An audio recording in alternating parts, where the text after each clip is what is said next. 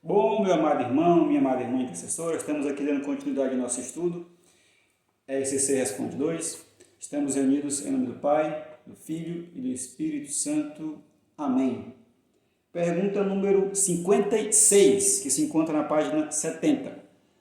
O que fazer quando se tem dificuldade na escuta do Senhor? Aqui ele vem nos dizer que a capacidade de escuta de todas as pessoas, principalmente nós intercessores, ela vai depender muito da disciplina de oração pessoal. Ou seja, é necessário buscar silêncio interior, evitar ansiedade. Muitas vezes é evitar a ansiedade de querer estar sempre ouvindo ao Senhor, né? Quando a gente colocar na atitude de escuta. É importante a gente saber que depende de nós apenas a atitude de nos colocar em escuta e saber que é Deus quem decide falar ou não naquele momento que estamos orando. Ele pode falar para um intercessor, para todos. Então, assim, é Deus que vai decidir. A nossa decisão é só de colocar em escuta. Por isso, se nos submetemos a um processo de oração pessoal disciplinado, com a prática dos carismas e da escuta, aos poucos o Espírito Santo vai nos formando e nos capacitando para ouvir e discernir a sua voz. Para isso, precisamos exercitar persistência, ele fala mais uma vez, disciplina e fé. A perfeição da escuta está diretamente relacionada à intimidade com Deus. Assim, é necessário que o intercessor seja constante na sua vida de oração e que esta seja vivida com humildade e sinceridade, para que se torne íntimo na oração a ponto de se tornar humilde, ou seja, a oração pessoal, a oração diária, a escuta diária, evitar ficar ansioso, essa disciplina mesmo, eu vou rezo hoje, eu não rezo amanhã, isso não dá certo. Você tem que ter uma disciplina de todo dia rezar mesmo, se colocar em estado de oração, que você com o passar do tempo vai sendo formado e vai tendo mais intimidade com o Senhor e vai escutando o Senhor. Pergunta número 57. O intercessor pode assumir a coordenação de outros ministérios? Aqui ele fala que não tem nenhum impedimento do intercessor ele assumir a coordenação de outros ministérios. Porém, ele deve fazer o discernimento com relação ao tempo que ele vai ter. Se a coordenação que ele assumiu, ele pode continuar sendo intercessor, não tem nenhum problema.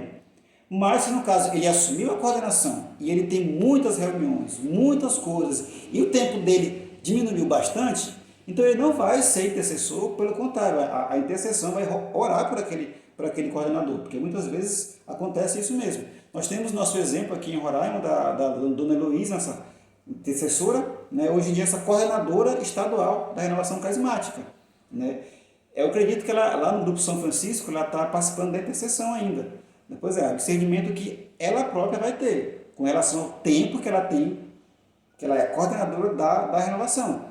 Então, assim, a função principal dela é coordenar a renovação, ela está à frente da oração. A vida de oração pessoal dela sempre vai ter, mas está participando do ministério de intercessão ativamente, né? Aí já vai ter outra responsabilidade que ela vai discernir de acordo com as funções que ela já tem, se ela vai assumir ou não. Então, assim, resumindo aqui, não tem impedimento, ela pode participar dos dois, qualquer intercessor, se ele tiver tempo e disponibilidade para isso. Pergunta número 58. Como deve ser a vida de oração diária do intercessor? Ele cita aqui vários exemplos, né? E ele inicia aqui dizendo que a vida do intercessor deve ser uma vida de intimidade profunda com o Senhor. Todo dia o intercessor tem que fazer entrega e renúncia para poder viver a plenitude da vontade de Deus, para poder servir no ministério de intercessão, ou seja, entregar a vida, o dia a dia, a mente, os problemas, a vida, a família, tudo que ele está vivendo, tudo que ele tem mesmo está entregando ao Senhor. E renunciar todo o pecado, todo o mal, toda impaciência, falta de misericórdia, entregar tudo, renunciar a tudo que ele sabe que não vem de Deus e que muitas vezes está nos atormentando, nos inquietando. E cita mais aqui ainda. Devemos ter um caminho de obediência, fidelidade, permanecer na presença do Senhor. Sempre o esforço e perseverança. Desejar o Senhor, deseja nos dar força, sabedoria e unção para fazer a sua vontade, pois não podemos ir para o campo de batalha apenas com a armadura pesada do conhecimento, ou seja, não podemos só ir com conhecimento, temos que ter força também, perseverança, sabedoria, unção. Além do conhecimento, tem que ter também esses outros atributos.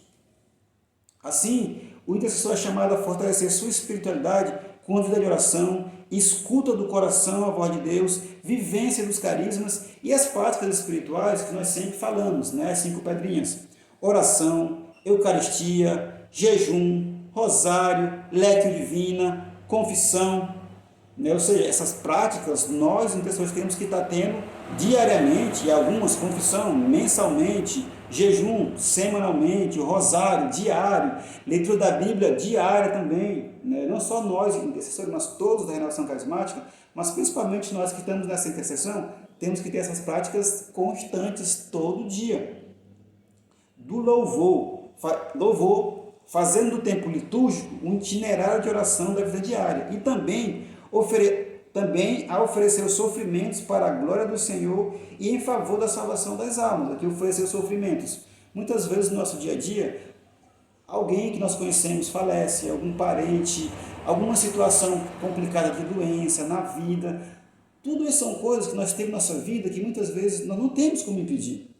Então, quando nós passarmos por isso, quando nós vamos sofrer, vamos chorar, mas não esqueçamos de colocar isso aos pés do Senhor, oferecer esse sofrimento aos pés de Jesus. Aqui no final ele cita uma passagem bíblica. Acima de tudo, recomendo que se façam preces, orações e súplicas, ações de graça por todos os homens. 1 Timóteo capítulo 2, versículos 11. Quando temos nossa intimidade profunda com o Senhor, e nossa oração pessoal constante, o Senhor nos cura e nos liberta. Ou seja, quando nós somos fiéis, o Senhor vai nos curar e vai nos libertar também do que nós precisamos, dos nossos males, das nossas doenças. Pergunta número 59. O que fazer quando o pregador pede ao intercessor que imponha as mãos sobre as pessoas no grupo de oração? Aqui ele fala que a imposição das mãos pode ser por qualquer pessoa, qualquer servo, não somente pelo servo do ministério de intercessão. Se o pregador pedir que ele faça isso, ele pode fazê-lo sem constrangimento ou receio. Impor as mãos quando se ora por alguém é um gesto de acolhimento e comumente usado quando pedimos o batismo no Espírito Santo sobre as pessoas. Entretanto, devemos evitar força e exageros. Eu vou citar um exemplo aqui que eu vi no YouTube do padre Gabriel Villaverde, que ele não gostava da renovação carismática, mas ele foi convidado, ele foi lá participar uma vez e colocaram a mão sobre ele, né, e ele repousou no Espírito Santo. Ele conta que ninguém empurrou, ninguém forçou, colocaram a mão, oraram por ele e ele repousou no Espírito Santo. Ótimo, daquele dia em diante ele parou de não gostar da renovação carismática. Mas depois ele começou a acompanhar e ele começou a ver alguns exageros. Porque algumas pessoas, quando iam rezar por alguém, colocavam a mão e ficavam empurrando a pessoa. Então, assim, não é necessário fazer isso. Isso é forçar, é você querer forçar a barra, forçar um repouso, forçar um batismo no Espírito Santo, forçar alguma coisa. Não devemos forçar, devemos colocar as mãos. Se o Espírito Santo quiser fazer a pessoa repousar, ela vai acontecer. Mas empurrar e forçar, não devemos fazer isso. Né? É isso que ele vem nos dizer aqui. Então, podemos impor as mãos sim, sem forçar, e orar. Finalizando nosso vídeo de hoje, em nome do Pai, do Filho e do Espírito Santo. Amém.